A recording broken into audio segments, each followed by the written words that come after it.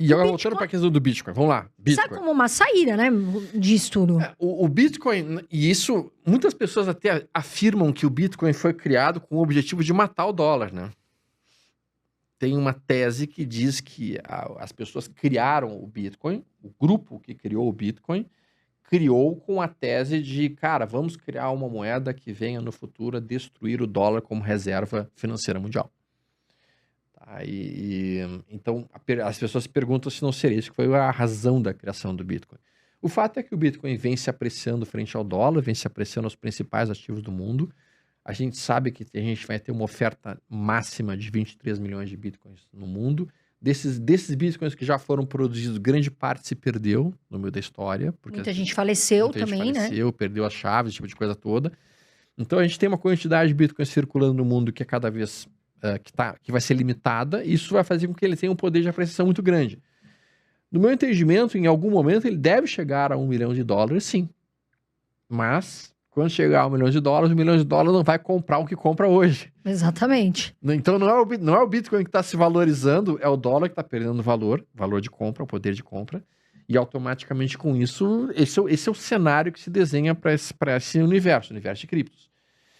Então eu entendo que é uma alternativa para certa reserva de valor. Eu não acho que seja muito prudente para as pessoas começarem a fazer trades em cripto. Sim, que é perigoso, inclusive. Extremamente volátil, extremamente com vários sinais que não são eficientes e falsos. Eu acho que é muito mais sentido o cara pegar uma parte do capital e ir comprando, ir aportando, fazendo um DCA, fazendo um dollar cost average em cima desse Bitcoin, em cima das criptos que ele acha que faz sentido. Eu acho que a Coinbase faz um trabalho muito bom nisso. A Coinbase é fantástica nisso. Ela tem um controle da SEC que permite uma maior tranquilidade para quem não quiser se preocupar muito com autocustódia e coisa nesse cenário. A própria BlackRock, na ETF dela, custodia dentro da Coinbase, né? Então isso eu acho que realmente é algo bastante interessante, algo bastante... A pessoa que não tem Bitcoin hoje teria que pensar seriamente se não deveria colocar pelo menos 5% do seu patrimônio de investimento nisso. Talvez mais. Sim, exatamente. É o que a gente fala, é aquela carteira, né? Tem gente que tem mais, tem gente que tem menos, enfim. Agora, se a gente for falar, né? A gente viu o Ethereum aí batendo recorde também, né? E as pessoas se perguntam assim, Carol, é o momento de comprar Bitcoin? É o momento de comprar Ethereum? Qual que é a sua opinião sobre isso? Agora, a pessoa vai... Nesse momento, ela vai ligar o computador, né? Claro, ela tem ali uma estratégia. Ainda dá tempo, na sua visão, ainda dá tempo de comprar? Pode ir comprando aos poucos ou nesse momento espera um pouco? Tá, acho uma excelente pergunta, tá? E assim, te sendo muito franco, hoje de manhã mesmo, eu tava pensando junto com a minha filha, eu gosto muito de conversar com a minha filha está com 20 anos, né? Eu gosto muito de conversar com ela sobre cenários de investimentos e quais seriam os melhores investimentos para os próximos anos, para nossa, digamos assim, para nossas reservas.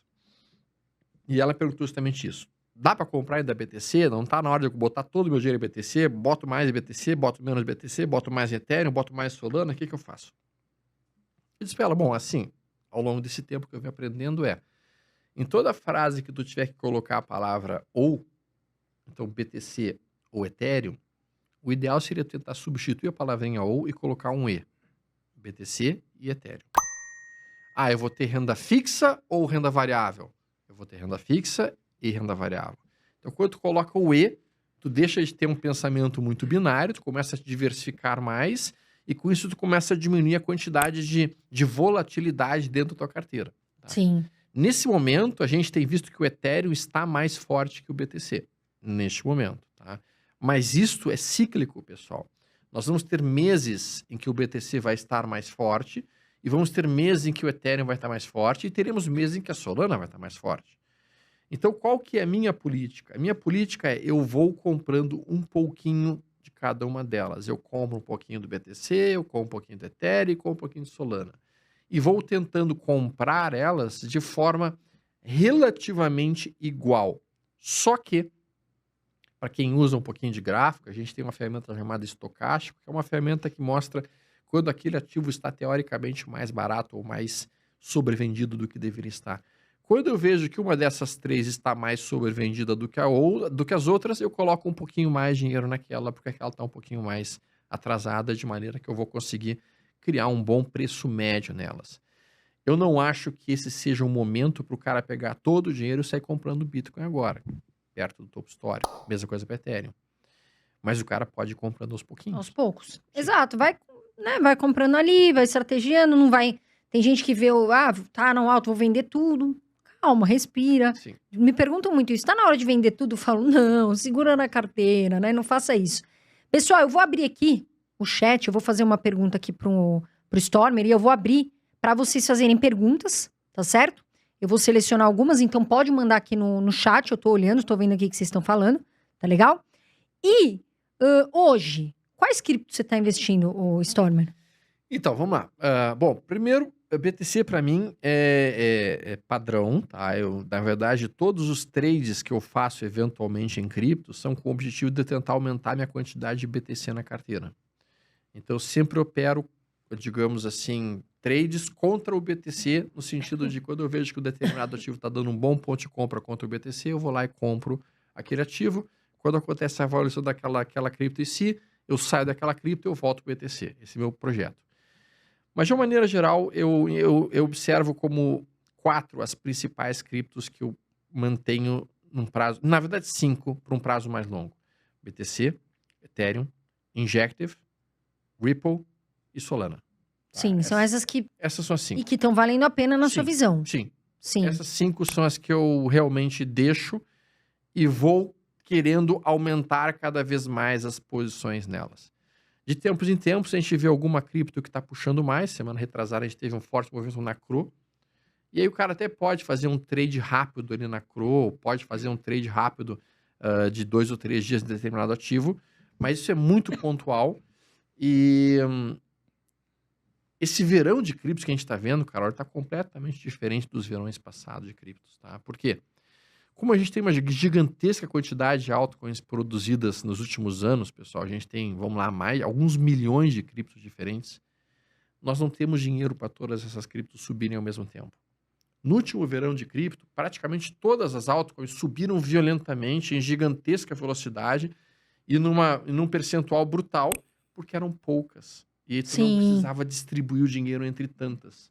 Como agora tu tem uma quantidade gigantesca... Projetos que às vezes nem conhecem direito, né? Projetos que não têm muitas bases, digamos assim, estruturadas, ou projetos mais falhos, esse tipo de coisa toda, a gente está vendo que os movimentos estão muito espásticos. Tipo assim, é uma pancada e volta tudo, uma pancada e volta tudo, uma pancada e volta tudo, em várias criptos diferentes acontecendo, e muitas criptos não estão nem sequer se mexendo com o cenário.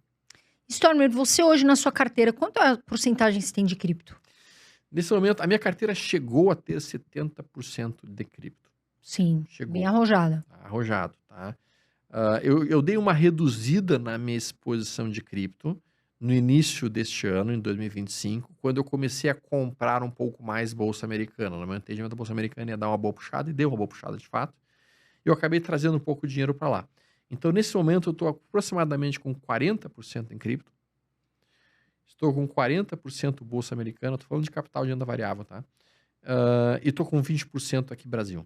Tá? Então, 40, 40, 20. No meu entendimento, o mercado americano tem grande possibilidade de apresentar um topo ainda esse mês, mas vai ser um topo, não é um topo maior, acho que a gente vai ter uma correção agora em setembro, e eu acho que o topo maior de mercado americano vai ser entre maio e junho do ano que vem. Hash 11. O que você acha, Storm?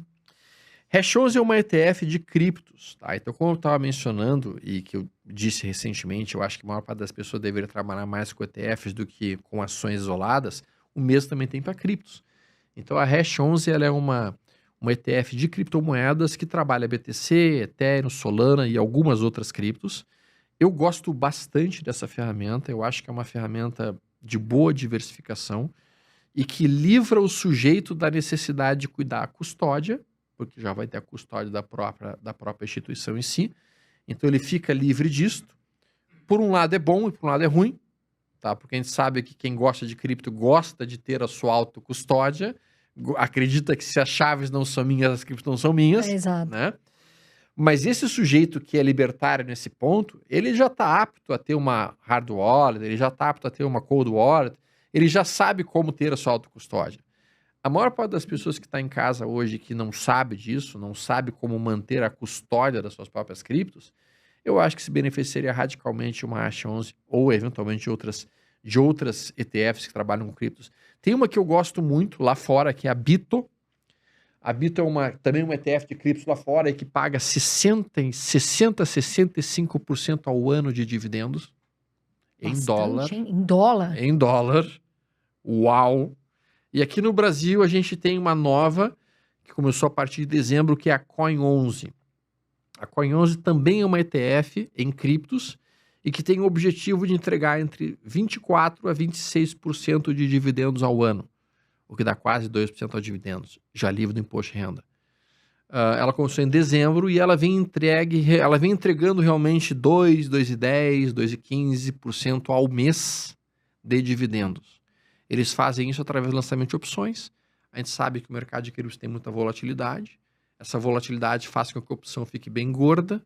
Então, quando tu opera opções nesse cenário, tu recebe realmente um percentual bastante grande nesse movimento de operações que é executado.